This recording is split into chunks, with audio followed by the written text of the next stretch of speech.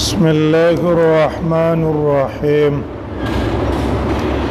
الحمد لله رب العالمين والصلاة والسلام على سيد الأنبياء والمرسلين وعلى آله وأصحابه أجمعين. ورندا مسألة زمنتا سبحانه ولا اسلام او ایمان دوانا مترادف دي کہ دوانا کو منز کی تباین دے. دو قول دو علماء بیان شو چھ دوانا کو منز کی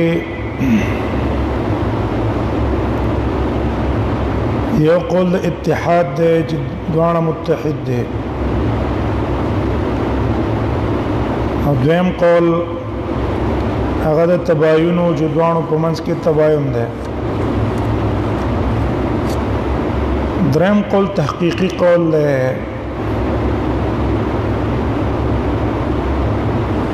چې په هغه باندې ټول احادیث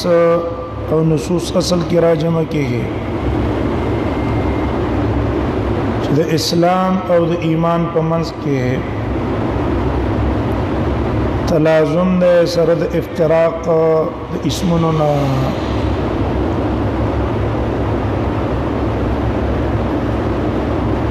افتراق د اسمونو معنا دا ده چې کله اسلام معنا اخلو هغه جدا ده د ایمان معنا جدا ده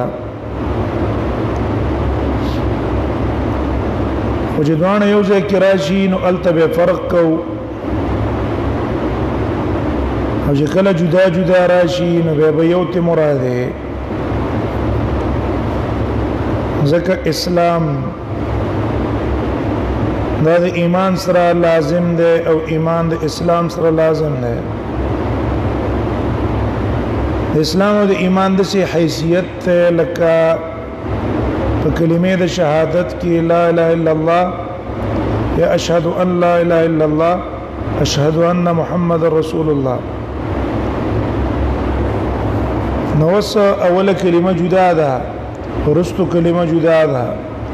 لیکن د دوانو کلمو د یو بل سره لازم ده. که یو تند رسول الله صلی الله علیه وسلم د رسالت اقرار کوي خدای الله د وحدانیت اقرار نه کوي دا ول فایده نه ور کوي. او که یو تند الله د وحدانیت اقرار کوي د رسول الله صلی الله علیه وسلم د رسالت اقرار نه کوي دا ول فایده نه ور کوي. په اعتبار د حکم کې دوانه څه شو یو شو ځکه یو بل څه لازم دي لیکن دا ولې کلمې حقیقت جدا ده درستو جملې کلمې حقیقت جدا ده. دقه اسلام او ایمان والا اسلام په غیر د ایمان نه فایده نه کوي اسلام په غیر د ایمان نه فایده نه کوي.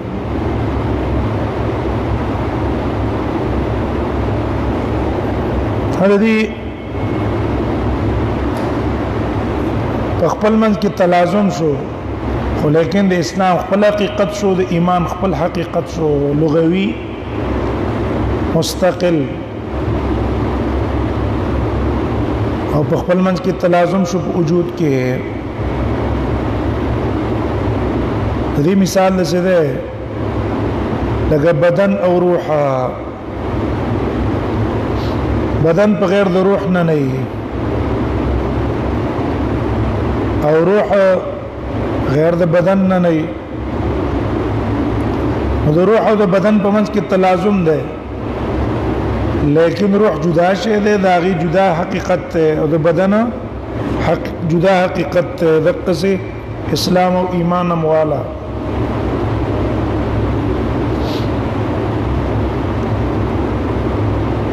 دا قول دلیل په مقصد باندې ورسېږي. د اسلام خپل جدا معنا څه شو استسلام انقياد او ظاهري تابعداري او ایمان د باطن سره تعلق لري خو لیکن دا باطن تعلق په غیر د ظاهري اسلام نه فایده نه کوي او ظاهري تابعداري الا بس شرع اسلامي جدا نو سره وي د زړه هغه تصدیق سره او دې حد قول د رجحان دلیل هغه ده چې ګور حدیث د جبريل مشهور حدیث ده همدارنګه حدیث د وفد عبد القیس ور رسول الله صلی الله علیه وسلم په حدیث د جبريل کې په مابین د اسلام او د ایمان کې فرق کړی هغه داسې چې په حدیث د جبريل کې ظاهری اعمال ته اسلام ویل او باطنی اعتقاد ته ایمان ویل ان تؤمن بالله وملائکته د ایمان تعریف په چاو کو په باطن اعتقاد او اسلام تعریف په ظاهری اعمالو کو دا دلالت کوي حدیث د جبريل په دی چې دوه په منځ کې څه ده اختلاف ته د حیثیت د حقیقت شرعیه نه هم به د په توهم چې څوک دا اونې وي چې ګینه د اسلام او د ایمان په منځ کې به تلازم نه نو رسول الله صلی الله علیه وسلم به په حدیث د وفد عبد القیس کې د ایمان تعریف هغه تعریف کړی چې کوم په حدیث د جبريل کې د اسلام کړی اسلام کوم تعریف چې کړی ان تشهد ان لا اله الا الله تقيم الصلاه وتؤتي الزکاه دق بینی تعریف اتدرون ما الايمان کړی کنه نه کړی نو دا حدیث د وفد عبد القیس نه معلوم شو چې د ایمان او د اسلام په منځ کې تلازم ده او حدیث د جبريل نه معلوم شو چې ظاهری د لغت په اعتبار سره د اسلام او د ایمان په منځ کې فرق ده د معنا جو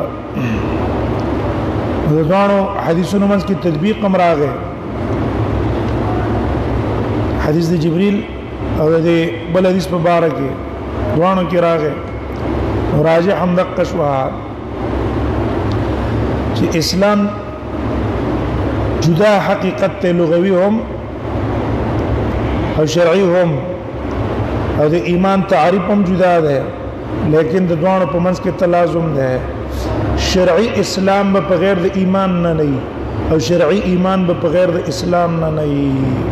یو جوبل به سره خامخای دوانو منځ کې تلازم شو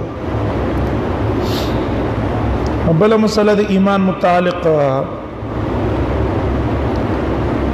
هغه علماء خپل منځ کې ذکر کړي هغه دا چې د ایمان توصیف په دې باندې کې چې دا مخلوق دی او که مخلوق نه دی د ایمان توصیف په مخلوق یا په غیر مخلوق جائز دی کنه موږ د ویلې شو چې ایمان مخلوق دی یا د ویلې شو چې ایمان غیر مخلوق دی په دې مسله کې اختلاف دی د احناف او د علماء او د نور علماء سمرقند والا دا غیو مذهب دا ده چې ایمان مخلوق ده او کم په احناف کې چې بخارا والا دي بخارین من مشایخ الحنفیه او روایت د امام احمد نوم او جماعت من اهل الحديث دا غیوی چې ایمان غیر مخلوق ده مشایخ د سمرقند په احناف کې اغیوی ایمان مخلوق ده مشایخ د بخارا په احناف کې او امام احمد نه هم دا قول نقل له او د جماعت من اهل الحديث اغیوی ایمان غیر مخلوق ده او دا ابو الحسن الاشعري رحمه الله دا غم د قرايه ده دی وی مخلوق بو تذکر نه وایو کوم وایو چې دا مخلوق ده نو بیا خو با اطلاق د مخلوق د الله په صفت باندې راشي ځکه مؤمن د الله په صفت کې راغله کنه راغله المؤمن المهيمن نو مؤمن د الله په صفت کې رااله نو کوم وایو چې ایمان مخلوق ده به په الله د الله په صفت باندې سره راغی اطلاق د مخلوق راغی کرانه غي صحیح شو چې کله مخلوق شو حادث شو او قیام د حادث په الله پر خو صحیح دی نه او دیو جن موږ بچنه وایو مخلوق بنوایو ورسېده کو نه رسېده دا ایمان چې څنګه زمون صفت ده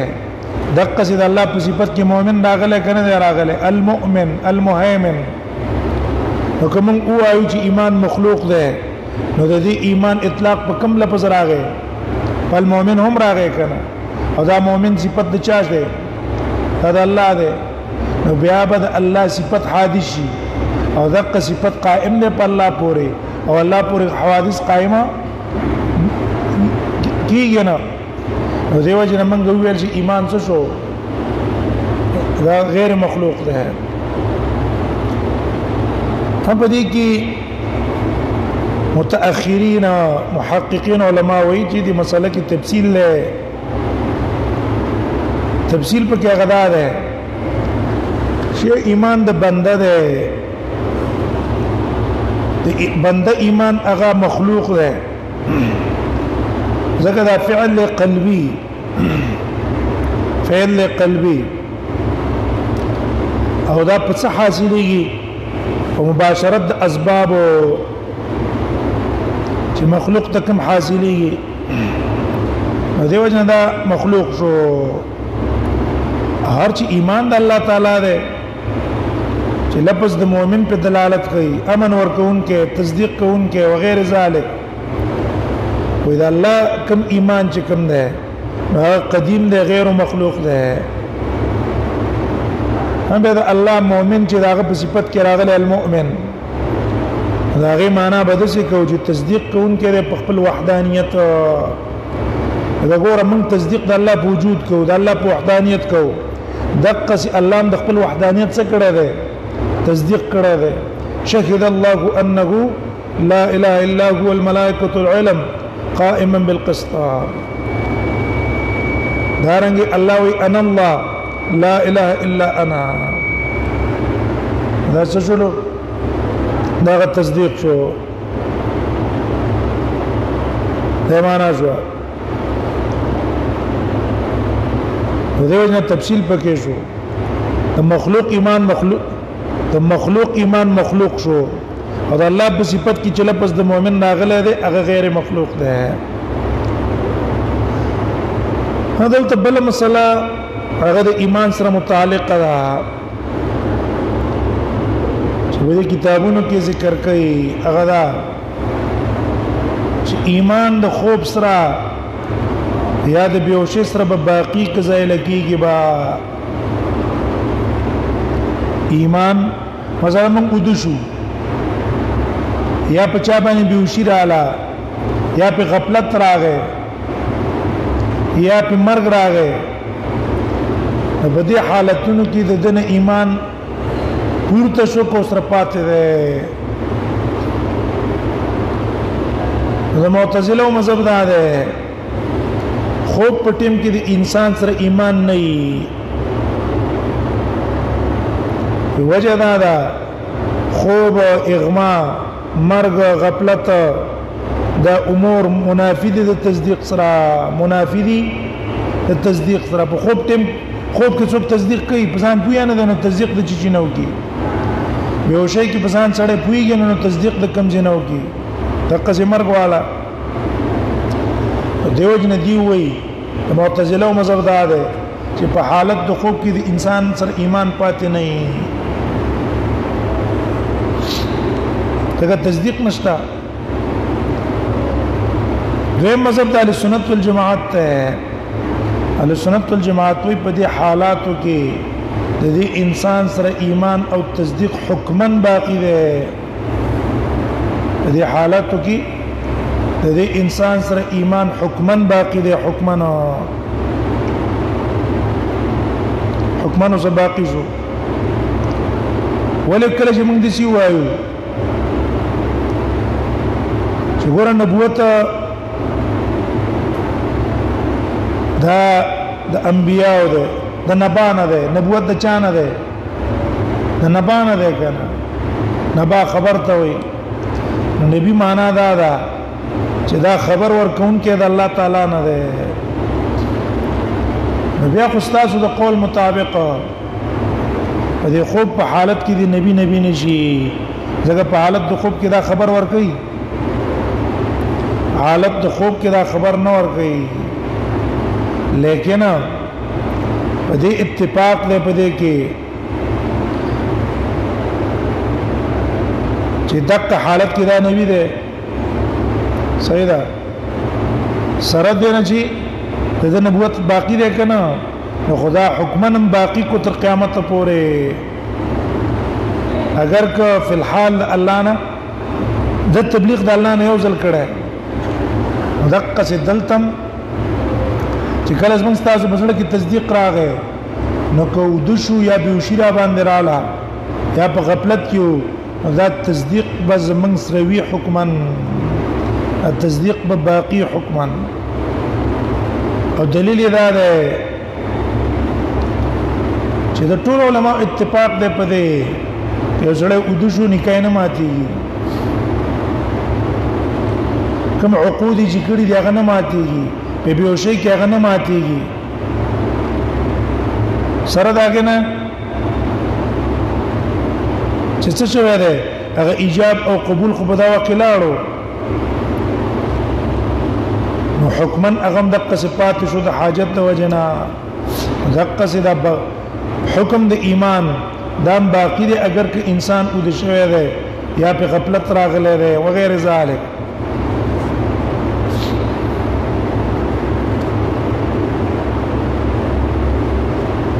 به د دې متعلق غبل مسلم دا چې ایمان د مقلد معتبر دی کنه مقلد معنا دلته دا ده چې یو انسان د نور خلقو نه د سی واوري چې الله موجود ده او دا تمام مخلوق پیدا کړه او دا قضات مستحق ده د عبادت دا غس شریک نشتا او د دې خلقو په خبره باندې یقینو کې محمد رسول الله د الله رسول له او په دې باندې یقینو کې رسول الله معجزاتونه خبر نه ده دارنګ دلایل د الله د قدرت کتلی نه دي او د خلقو د وینا مطابق بس یقین جوړ کړی دی د ته ویل کی مقلد آیا د دې مقلد ایمان ضروری معتبر دی کنا دا به دلایل نه پس دلایل بګوري او دلایل نه پس به د الله توحید او وحدانیت او وجود بمني اوس په پیښو مقلد معنا باندې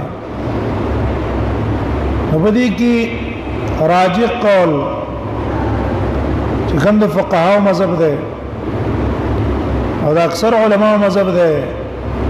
چې د مقلد ایمان صحیح دی په غیر د نظر او استدلال نه اگر کدا دلایل کې سوچونه کی دلایل ته نه ګوري او دقه سوي چې الله موجود ده ولل حصول الجزم بالایمان زکه د جزم په ایمان حاصل شوی دی نو صحیح شو هغه جزم چې کوم په استدلال حاصلېږي د دلیل کتنو نه وروسته چې کوم جزم ده هغه د دلیل د نظر نه مخکې حاصل ده بس هغه مقصود حاصل شو ځکه مؤمن ده بل وجه دا ده چې صحابه چې کومو هغه ایمان د عوامو بقبلو کما علاقه چې صحابه فتح کړه او په علاقو کې به عوام خلق په اسلام کې داخل شو داغي ایمان به قبول سره دا غینا چې دا خلق ایمان د څه د وجه راوړی د توري د زور د وجه راوړی په غیر د نظر نه چا استدلال ته نه قتل او سره دا غیر چې داغي ایمان صحابه معتبر کړي هغه مذهب د معتزله ده معتزله مذهب دا ده چې ایمان د مقلد معتبر نه ده ترڅو پورې چې د دلایل کتلی نه الله په وجود او الله په قدرت دلایل وګوري عقلیه سمعیه او دغه څه دلایل به ګوري د رسول الله صلی الله علیه وسلم پر رسالت او نبوت باندې لیکن په دې معتزله علما ورت کړه چې دې د قول مطابق بیا ډیر عوام کافر کیږي د اسلام نه اوځي ځکه اکثر عوام خلک هغه ایمان تقلیدی انداز کی اب دلایلو سوچ نه کوي نظر پکې نه کوي نه به پويږي دا وغه مختصر مباحث کتاب الایمان سره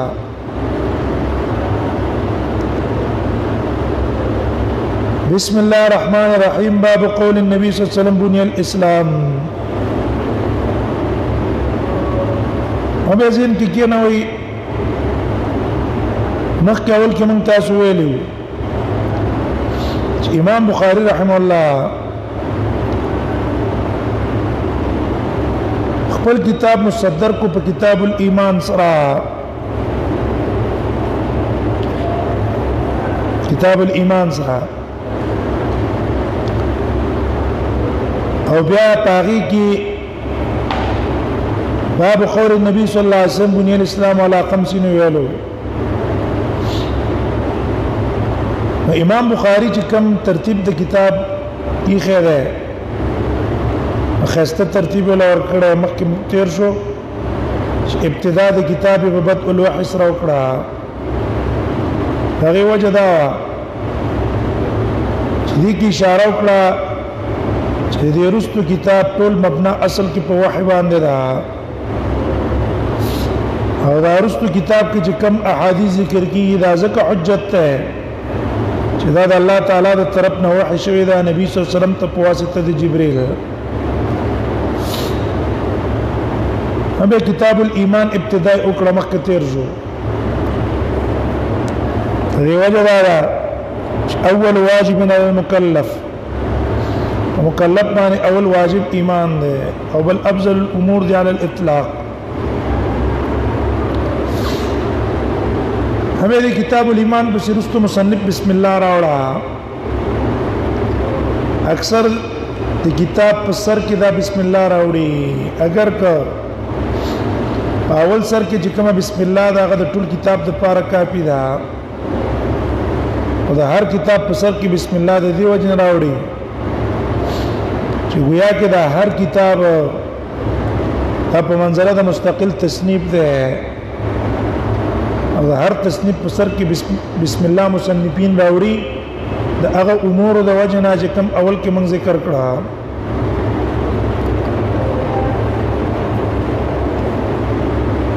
باب قول النبي صلى الله عليه وسلم بني الاسلام على 5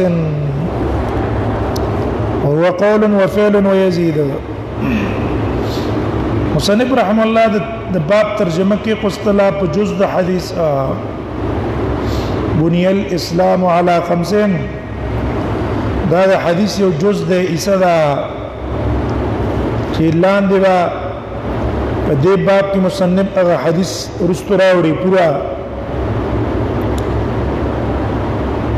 هم اختصار په بعض حدیث باندې دا جائز دی لکه موږ تاسو مسلم کې دا ویلو بخاری کې ویلو چې اختصار د یو حدیث چې پاغي پورې غرض متعلقي او پاغه نور حذف کېدو کې څه نقصان خلل په معنا کې نه راځي نو جائز دی دلته هم دقه څه وکړو ټوکړه تر واغستلا هم مصنف رحم الله ابتدا د کتاب الایمان په باب قول النبي صلی الله علیه وسلم بنی الاسلام باندې وکړه د دې وجه غدادا ابن رجب رحم الله او حافظ ابن رجب چې هغه دی بخاری شرح کړی دا داغه د شرح نوم د فتح الباری او ابن حجر حافظ ابن حجر هم شرح کړی دا داغه نوم فتح الباری دی او ابن رجب رحم الله هغه د دې شرح کړی دا داغه نوم د فتح الباری هغه په دې شرح د بخاری کې وایي و امام بخاری رحم الله د خپل کتاب د کتاب الایمان په سر کې باب بنی الاسلام راوړو ودې وجه اصل کې دا ده لأنه يرى أن الإسلام والإيمان واحد. رأي هذا إسلام أو إيمان يوشي ده فصدره به ذي وجنا كتاب الإيمان بسر کی بني الإسلام راوڑو لينبه على ذلك اولنا طالب تنبيه ورکی کہ ورز ما مذہب اسلام او ایمان اتحاد ده اول کې دا خبره ممتاز وکړه امام بخاری د اسلام او د ایمان د اتحاد قائل ہے دغه وجنا ترکیب د اسلام به ذکر کړي ته پاره د ترکیب د ایمان چې اسلام مرکب شو ایمان هم شو مرکب شو دین مرکب شو رقص ایمان مرکب شو اسلام مرکب شو دغه دا ټول الفاظ مترادف دي یو دي باب قول النبي صلى الله عليه وسلم بعد بیان تفسیر دې قول د نبی صلی الله علیه وسلم کې بنی الاسلام جوړ کړی شوی د اسلام اسلام په لغت کې ویل کی الانقياد والخضوع منقاد کېدل عاجز کېدل او دا اسلام علم موجودی کی انسان چې کله احکام قبول کی لا يتحقق ذلك الا بقبول الاحکام کله چې احکام قبول کی او کله عزم کې داغي په کولو دت اسلام وي او دا حقیقت د تصدیق ته مخ کې تیر شو حقیقت د څه شو تصدیق شو کنه تصدیق هم دقه ته وي چې بزړه کې کلک د دې احکام او حقانیت کو ساتي او عزم مو کې پاغه باندې عمل کولو دا ورته کومس کې تلازم شو تلازم اسلام د ایمان نه جدا نه او ایمان به اسلام نه جدا نه فاخرجنا من كان فيها من المؤمنين فما وجدنا فيها غير بيت من المسلمين دا آیات د سورۃ الزاریات هغه په دلالت کوي على خمس من على خمس دعائم په پنځو ستنو باندې اسلام بنا ده هم تشریح د حدیث رستو راځي دي جمله تشریح به کې پخپل وشي خمس قواعد یا خمس دعائم پشپک بنیادونو یا پشپک ستنو باندې اسلام جوړ ده وهو قول وفعل او دا قول او فعل وهو کی ضمیر چاہتا راجی کا ضمیر راجی کا ایمان تا او یا اسلام تا وهو معنی دا ایمان یا دا اسلام ولی کله چې موږ دا خبر وکړه چې اسلام او ایمان یو شی شو نو بیا ضمیر چا تراجه کا اسلام تراجه کا کنه معنا هوا دا اسلام چې دا د ایمان سره متحد ده نو بیا دا اسلام او ایمان څه شو قول او فعل شو او که متحد قول ونه وایو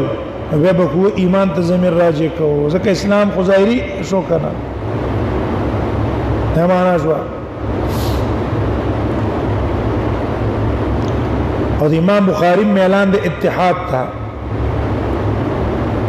ہم امام بخاری رحمه الله ته ایمان نه تعبیر وکړو په دوه خبرو چې قول او فعل دخلی اقرار ده او فعل ده فعل او اعتقاد بالقلب ذکر نکو سره د دینا چې په ایمان کې تصدیق اصل دی هغه اصل رکن دی اصل رکن چې ورته دی ایمان مخکې موږ تاسو ویل چې څو ته وي درې شي نه ته وي کنه وي تصدیق بالجنان اقرار باللسان عمل بالارکان تصدیق بالجنان دا د رکن دی چې په یو صورت کې مساقطيږي نه اقرار رکن دی په وخت د اقرار کې ساقطيږي او عمل رکن دی د پاره د تکمیل ایمان نو اصل کم یا شو تصدیق اصل رکن شو اصل رکن چې په یو صورت کې نه ساقطيږي څنګه امام بخاری تصدیق ذکر نه کو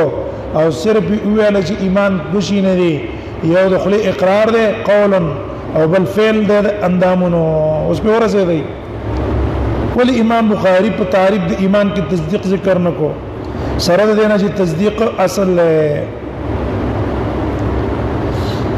هغه یو جواب چا دا کړه چې امام بخاری ذکر تصدیق د زړه ذکر نه کو چې هغه تصدیق د زړه په تعریف د ایمان کې متفق علیه بین العلماء معنا د ماتوریدی او د اشاعره او د محدثینو د ټول په دې متفق دي چې تصدیق د ایمان رکن دی په صورت کې ساقطيږي نه نو چون کې هغه متفق علیه او ارچا ته معلومو دیو جن هغه ذکر نکړو نزاع اصل کې په قول او په لسان کې وا او عمل بالجوارح کې وا شرع د جوی اقرار شته کنه نو جوامع او مذهب څو جوامع او مذهب صرف د تصدیق وکنه اغیم تصدیق مانو د خپل اقرار نه مانو ماتوریدیوم تصدیق مانلو او سلف هم تصدیق د زړه وای خو صرف په خلی کې اختلاف وو همدارنګه عمل په ایمان کې داخل لکنه په دې کې اختلاف وو نو دیو جن امام بخاری هغه متفق علیه ذکر نکړه او کوم چې اختلافي اقت اشاره وکړه چې هو قول وفعل په دې جمله پیښه کې پیښ نه شوي اذا قول له او فعل له ایو جواب ده دویم جواب چا دا کړه ده دویم جواب چې کله مصنف ویل هو قول وفعل نو په دې فعل کې تصدیق د زړه داخل شو تصدیق د زړه په کې داخل شو ولې د اندامونو فعل عمل له او د زړه فعل تصدیق ده پېنه شوې په د زړه فعل څه شو تصدیق نو فعل اطلاق په تصدیق راغی کرانه غه فعل دا ایمان فعل له فعل د زړه ده او فعل د اندامونو ده د اندامونو فعل عمل شو او د زړه فعل څه شو تصدیق شو او په دې فعل کې تصدیق د زړه راغی او عمل د جوارح هم راغی او د جبي اقرار کې قولن ذکر کو چې ورځي دی نو معنا دا ده چې لفظ د فعل په دې کې تصدیق د زړه داخلو ځکه د فعل اطلاق په چا باندې کیږي په فعل د زړه او په فعل د جوارح د زړه فعل څه شو تصدیق او د جوارح فعل عمل شو هم په دې جواب باندې اعتراض هغه پیدا ده چې دا لفظ د فعل اطلاق په اقرار باندې هم کیږي کنه ځکه د جبه فعل څه شو اقرار شو نو دیو جنا بیا قول ذکر کول ته ضرورت نو صرف د څه به ویل چې هو فعل ایمان څه ده فعل نو فعل کې بیا تزړه فعل شو تصدیق د جبه فعل څه شو اقرار او د اندامونو فعل عمل شو بیا دا قول ولا ذکر کو ولهذا دا نقطتنا دا جواب نه قوی نه ده اوس ان جلبي خوشوي په اولانه جواب هغه صحیح دی چې تصدیق ولکه متفق علیه پای کې اختلاف نو ځکه هغه ذکر نکو دویم یزيد وينقص او يزيد وينقص او په دې ایمان کې زیادت او نقصان راځي نو مسلې دلته ذکر کړې امام بخاری رحم الله په دې جمله کې دوه مسلې ذکر کړې اوله مسله چې قول وعمل او دویم ذکر کو یزيد و ينقص وجدار يزيد و ينقص په مخ کې باندې مرتب ده د قول نه څه مراد شو قول نه مراد ده النطق بالشهادتين لا اله الا الله اقرار کول او فعل نه مراد عام عمل شو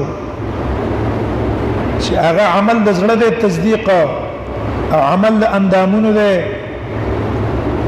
هغه عمل له صحیح شو ودا اصل کې دا ده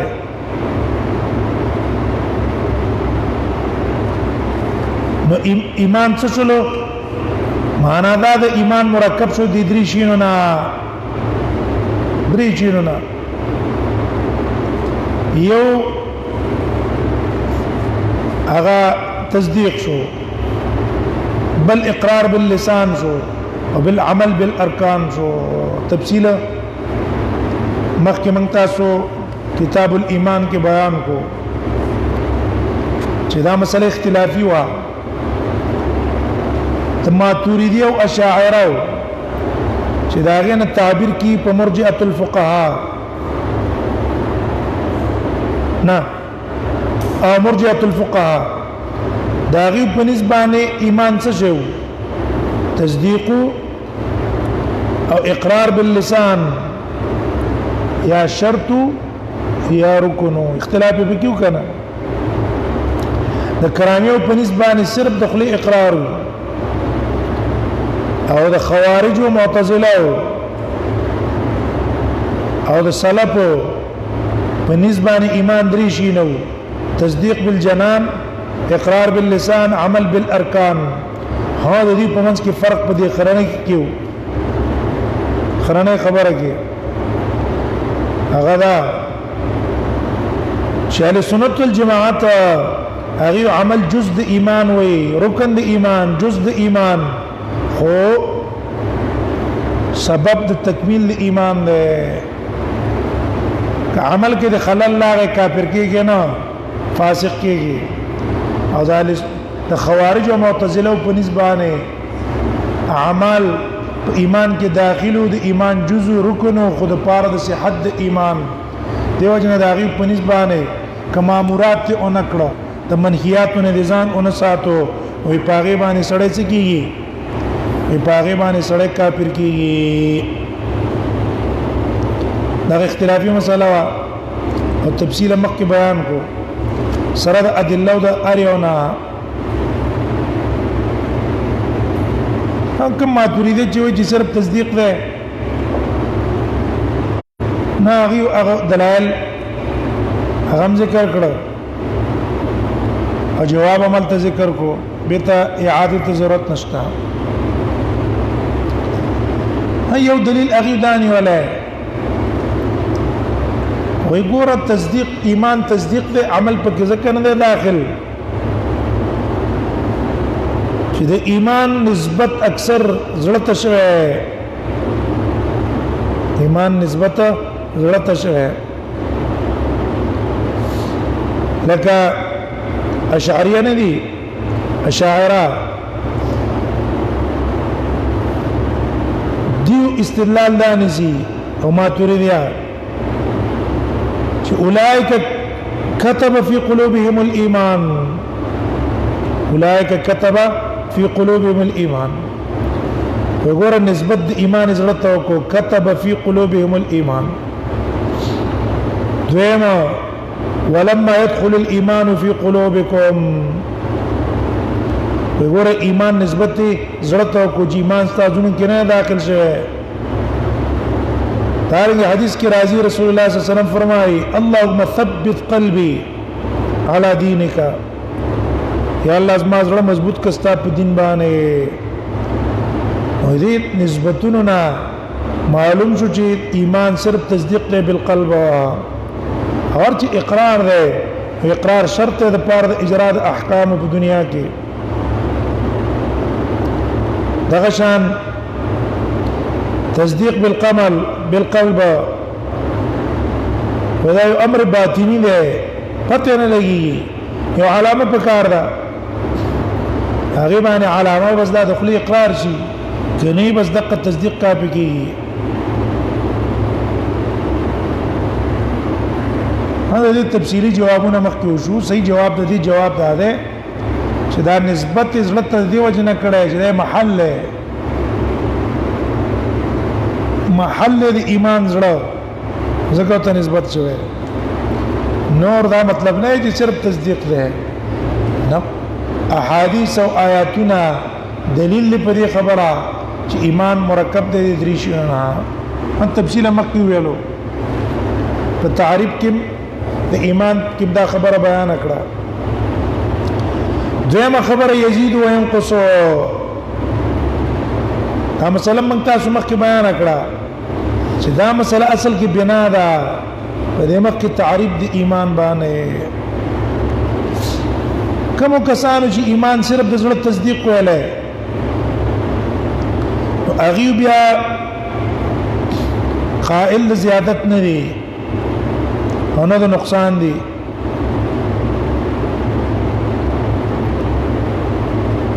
ولی وی تصدیق قابل لپاره څه نه قابل لپاره د نقصان نه ده. ولکه تصدیق قابل لپاره د نقصان شي بیا خو شک شي او شک کفر ده سره به کافر شي. نو دیو جنا نه پکې زیادت راځي نه پکې نقصان راځي. نفس تصدیق کم زیادت نقصان راځي. هم دویمه مذهب د سنت والجماعت ته هغه قائل د زیادت د ایمان او د نقصان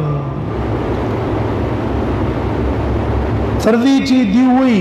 دا نفس تصدیق نه یا نفس تصدیق دام قابل د زیادت او د نقصان ده. نفس تصدیق که اعمال په داخل لم کې هم قابل د تصدیق دی. ولې پر موږ تاسو ویل چې بعضو کسان ویلي دي چې د سلفو او د ماتوریدیو په منځ کې نزاع لفظي ده. لکه شاعرو کې غزالی صاحب رازی صاحب دوی دا قول کړو کنه او موږ په هغه ورځو کو چې نه دا خبره ټیک نه ده. نزاع لفظي ولې ده هغه یره اعمال چې داخل کینو قابل د زیادت او د نقصان دي. چې اعمال پکې داخل نه کی قابل د زیادت او نقصان نه ده. موږ ول نه دا خبره کمزور ده بلکې که اعمال داخل نم کی دا نفس تصدیق قابل لچا ده قابل لپاره د زیادت او د نقصان ده. او امام بخاری رحمه الله اغم د دې خبره قائل له نو ذکر ویل یزيد و ينقص. قال امام بخاری وی لقيت اكثر من 1000 رجل من العلماء. فزه ملاقشه ما د زر علماء د زیاتو کسانو سره بالامصار په مختلفو ځینو کې فما رايت احد منهم بما يوتن ندل چې اختلاف کړي ده في ان الايمان قول وعمل. فدې کې چې ایمان قول او عمل له يزيد وينقص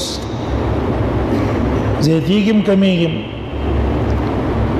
ها امام بخاری تدیر پاردل ته استدلال نه ولا نور مسله خو تفصیل موږ تاسو یې لګانا زیادت کې څو قولو درې قولو کنه. یو قول دا چې بالکل قابل لزیادت او نقصان نه ده بل قول دا چې قابل لزیادت ته خو نقصان پکې نه راځي. او دریم قول سلف و دی چې قابل د زیادت او د نقصان دوانو ده. سره تفصیل نه مسله پرونه ما بیان کړه. ها امام بخاری د دې مسلې د پاره چې یزيد و ينقص ایمان قابل د زیادت او د نقصان ده د دې لپاره اوس دلایل لوري. دلایل نو په دلایل کې آیاتونه مراوړي او آثار د تابعین راوړي چې پاکه تصریح شوی دا زیادت د ایمان چې ور ایمان کې زیادت راځي ځکه د آیاتونه په دلالت کوي. دا شان دا آثار دلالت کوي په دې چې ایمان کې زیادت راځي. اول دلیل قال الله تعالی الله تعالی ليزدادوا ایمانا مع ایمانهم. دې لپاره ليزدادوا چې زیات شي ایمانا ایمان مع ایمانهم سره د ایمان د دیونه اے الله تعالی سکینه نازل کړه په دې مؤمنانو په حدیبیه کې ولی یزدادوا ایمانا مع ایمانهم ایمان سره د ایمان نه زیات شي وزدل تراشه نسبت زیادت وشو چاته لیزدادو دلته زیادت راغی کرانه خدا زیادت راغی نسبت زیادت راغی لیزدادو ایمان ما ایمان دارنګ زیتنا کوم خدا منګول هدایت زیات کو نګور دلیل شو پدې چې هدایت کی زیادت راضی ځکه الله هدایت زیات کو کنه او هدایت او ایمان یو شی ده ويزيد الله الذين اهتدوا هدى لیکن دا شو زیاتی الله هغه کسان چې په هدایت کې هدن په اعتبار د هدایت او الذين اهتدوا زادكم هدى او کسان اهتدوا چې په هدایت دي زادكم هدن زیت کو هغه له هدایت وآتاكم تقواكم او ورکو هغه ته تقواهم تقوا دا غيو دارنګ وازداد الذين امنوا ایمانا زید کیا کسان چې ایمان راوړي ایمان وقول عز وجل خدا قول الله تعالی ايكم زادتو منافقان مؤمنان توي کم یو تن پتاسو کې زادتو زید کو درا هذه الايه هذه ایمانا دی صورت ایمان دې صورت کې د چا ایمان په زیات شو مالا څه ضرورت وتا چې دا الله نازل کړی دی اعتراض کوي فاما الذين امنوا فزادتهم ایمانا کسان فزادتهم ایمانا زیات کو هغه لره ایمان وقولي او دا قول الله تعالی چې فخشوهم دی جاسوس دي صحابو تی ویل تاسو تی ویریږئ فزادکم ایمانا زیاد کو دی خبری دی لره ایمان عدلته وګورا وقوله تعالى وما زادكم الا ايمانا وتسليما او زیاد نکو دی لره دی احزاب راتل الا ایمانا وتسليما مگر ایمان او تسلیما مزین کی کینه وای په دې آیاتونو کې څه کې نسبت زیادت الله ته شوی ہے نو نسبت چې زیادت الله ته شوی دی هغه په حقیقت باندې بنا ده ځکه زیاتون کې د ایمان او کمون کې د ایمان په حقیقت کې الله ده او په بعضي آیاتونو کې نسبت زیادت هغه دې خبرو ته شوی دی چې دی جاسوس دی له ایمان زیات کو دی خبر له ایمان زیات کو او احزاب جوړي د جماعتونه هغه له ایمان زیات کو مجد الله نه بغیر بل شي ته نسبت د زیادت راغله دا من قبیل المجاز ده من قبیل المجاز مجاز ده ولی حقیقت کې مؤثر صرف الله ده اوس که څوک ته اعتراض وکړي چې دا کوم آیاتونه امام بخاری راوړي دا ټول آیاتونه خود دلالت کوي په زیادت د ایمان او د خو کې قصتو دا خبره چې یزيد و ينقص په ایمان کې زیادت هم راځي په ایمان کې نقصان هم راځي نو په آیاتونو کې خو زیادت ذکر شو نقصان خو په کې ذکر نه شو دغه بعضي کسانو مذهب اندقه ده ورمن تاسویل غسانیه وغيرهم او یو قول د امام بنفا یو روایت د امام مالک نم شرع ایمان کې زیادت راځي خو نقصان پکې نه راځي نو دې کې خو آیاتونو نه زیادت معلوم شو نقصان خو ته نه معلومیږي او تا په باب کې ویل چې یزيدو و ينقص جواب دا غي نه ده شګور هر هغه شی چې زیادت قبلې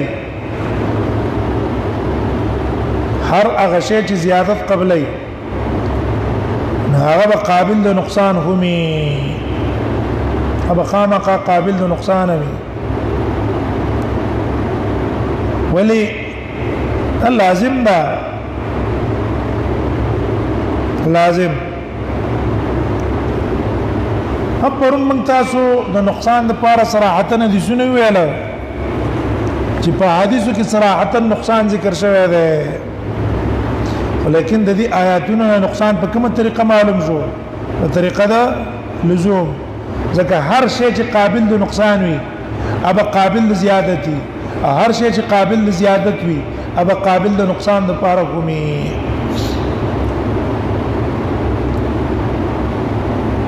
نو اوس د دې آیاتونو معلوم شو چې ماتوریدیا هغه چې دا قول کوي چې ایمان قابل د پاره د زیادت او د نقصان نه ده نو د دې دا قول مخالف د دې آیاتونو نوم همدارنګي د دې اقوال او اجماع د سلفونو هم ځکه دا سلف هم قائل دي په زیادت او په نقصان ندی جوای چیرې کوم قائل شو د پاره د زیادت او د نقصان نو بیا خو مبزکی کوپر تا په دی وجه چې ایمان تصدیق قلبی ده او تصدیق قلبی قابل د پاره د زیادت او د نقصان نه نو پرون موږ تاسو دا خبر او کړه چې دا قولم د دې باطل له نقلا او عقلا نقلا هم باطل له عقلا هم باطل له نقلا زکه باطل له چې آیاتنا احادیث او اقوال السلف دلالت کوي په دې چې ایمان قلبی کې تفاوت ہے او خپل امام بخاری حدیث راوړي شفاعت اخرجوا من كان في قلب مثقال ذره ادنى من مثقال ذره نو معلوم چې په ایمان کې تفاوت شو کنه شو ذره شو حبه شو هغه نه کم شو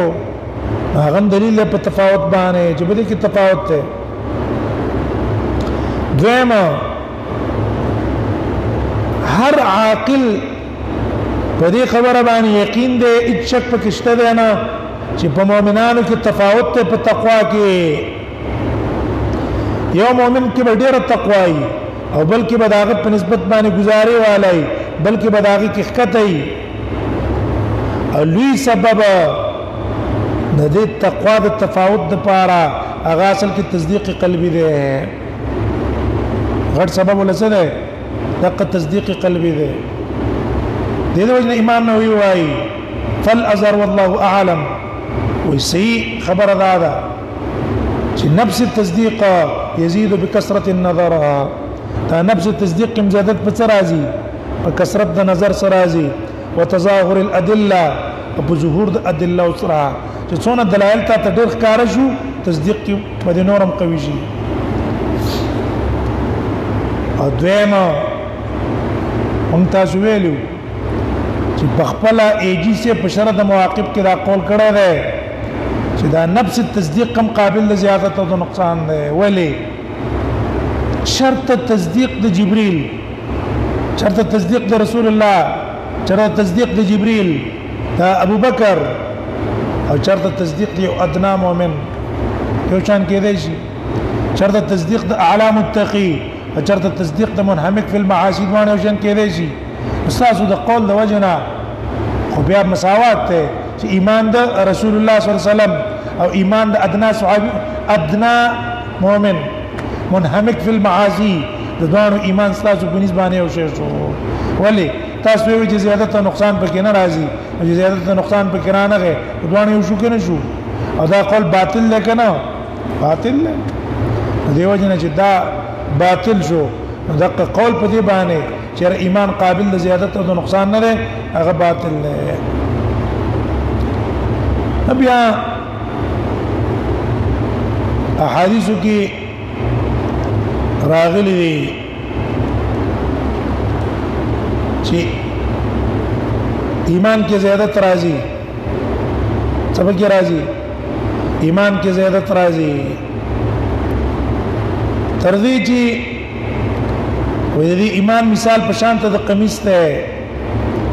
کله ته واچه او کله استزار نه وباسه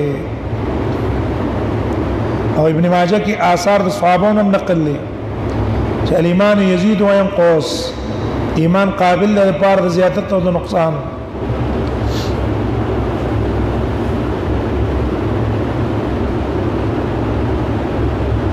والحب في الله والبغض في الله من الإيمان الحب في الله والبغض وصدل توي چې مینا کول د چا سره د الله د پاره والبغض د چا سره بغض کول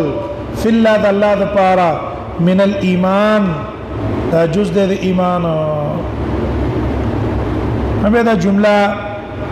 مصنف چراوړه دا نو دا اصل کې حدیث ته امام ابو داود دا حدیث نقل کړی دا ابو امامه نا همدارنګه د ابو ذر نا الفاظ دادي افضل الاعمال الحب في الله والبغض في الله افضل په اعمالو کې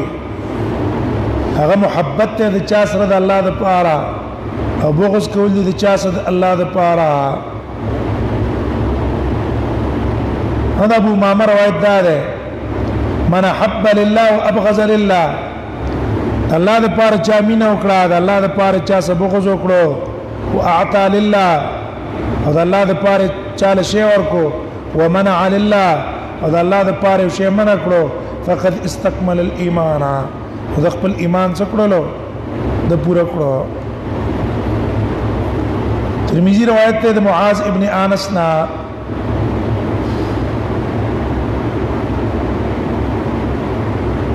پشانت د حدیث د ابي امامه چې من حب لله او پر روایت د احمد کې سره دا زیادت ته ونصح لله او په بل روایت کې سره دا زیادت ته ويعمل لسانه في ذکر الله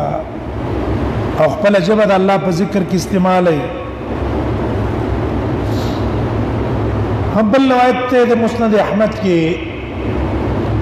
د عمرو بن الجموح نا داغي الفاظ داري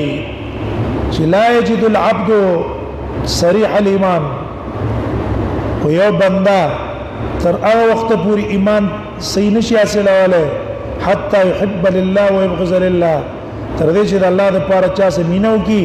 او د الله د پاره چا سره بغض کی اوس راشه دلته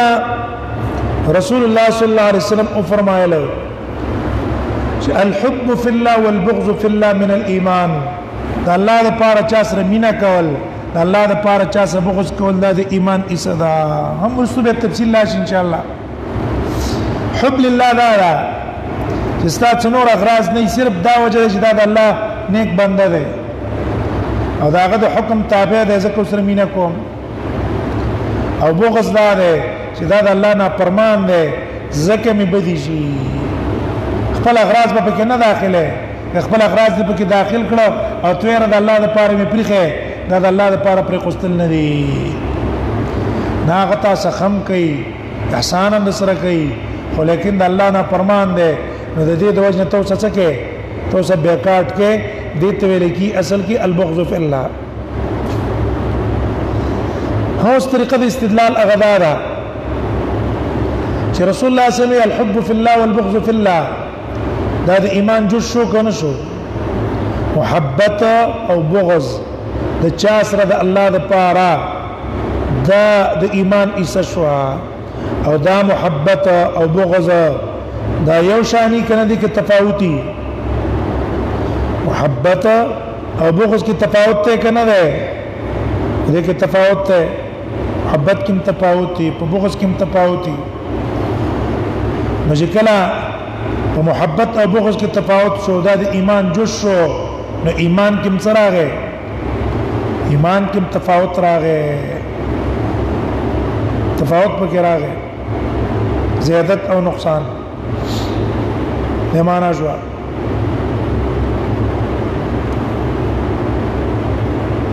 دا طریقه د استدلال اوس د دې زرستو مصنف رحمه الله وكتب عمر شپږ آثار راوړي شپږ آثار په دې خبره چې ګور دا کسان قائل دي د زیادت د ایمان او د نقصان معلوم شو دا چې دا زیادت د ایمان او د نقصان د ټولو سلف علماء رائے او مذهب ده دا آثار شپږ واړه مصنف په صيغه د جزم راوړي معلق په صيغه د جزم دغه سند خو نشته کنه تشتا وكتب عمر بن عبد العزيز معلق ده سند د امام بخاری او عمر بن عبد العزيز په منځ کې نشتا دغه څه په نور آثار کې سند نشتا دته معلق وي لیکن امام بخاری په صيغه د جزم سره وړي زکه په صيغه د جزم سره وړي چې دا آثار د امام بخاری په نسبت صحیح او موږ تاسو په تعلیق کې ویلو په معلقاتو کې چې امام بخاری کوم معلق چې داغه په نسبت صحیح وي نو په څه سره راوړي جزم سره او کوم چې د شرط مطابق نه یا ضعیف دي په نسبت الته په صيغه دا تمریض سره راوړي جزم سره نه راوړي وكتب ولكلو عمر بن عبد العزيز الى عدي بن عدي عمر بن عبد العزيز خامس الخلفاء دا په خلفاء کې پنځم خلیفہ ده ابو بکر عمر عثمان علي خلیفہ خامس عمر بن عبد العزيز ده عمر ابن عبد العزيز ابن مروان ابن الحكم ابن ابي العاص المجمع على جلالته تمام علماء داغه په جلالت اتفاق ده زهده وعلمه چې غړ زاهد خ عالم غټه او شفقتي على المسلمين او ډېر شفقتي په مسلمانانو هم به د سیرت متعلق مستقل کتابونه لیکل شوی دي مستقل تصنیفونه د سیرت لیکل شوی هذا كنيم ابو حفص او صحیح قول مطابق دا په مدینه کې پیدا شوی دی یو شپته کې او دا کالو چې پاک د رسول الله صلی الله علیه وسلم بیان مړې شوې هدا الله نډیر ایریدون کې او یزید ابن حوشب د بارک وای ما رأيت اكثر خوفا من الحسن وما ندري دل یو تن چې ډیر ایریدون کې د الله نه په شان ته د حسن بصري او د عمر ابن عبد العزيز نه تاسو به الله نه یریدا کأن النار لم تخلق الا لكما ویا کی ور الله صرف دیوله پیدا کړي ذکر وخت جاړي بس موږ به ورته زوبل څوک باندې زینو عطا ابن ابي رباح رحمه الله وايي وعمر بن عبد العزيز با يجمع الفقهاء فقهاء به راجمع کړه كل ليله نهار شپه او دا غي سبه د مذاکره د مرګ کولا او د ورځې د قیامت به کولا د آخرت به کولا وي جړل به گویا کې د دې مخه ته جنازه پرته ده داسې به وجړل ابن ابي شبيب وايي وشهدت عمر بن عبد العزيز وزو عمر بن عبد العزيز تعذر شوی ما چې هغه طواف کو د بیت الله او ان ربطه ازاري او اذا دي لن چې کوم مزو دا خېټه به تړلا لغائبه في بدنه دا په بدن کې ورغلو د چاقوالي د وجنه پاول کې چاقو نسم په بدن کې به ورغلو ثم رأيته بعد ما استخلفا به چې خلیفہ شما اوریدلو ودونه خوار شوی ولو شئت ان اعد اضلاعه كما ولا پختش مارلې نو من غیر ان یمسها بغیر د ګوت وړلو نه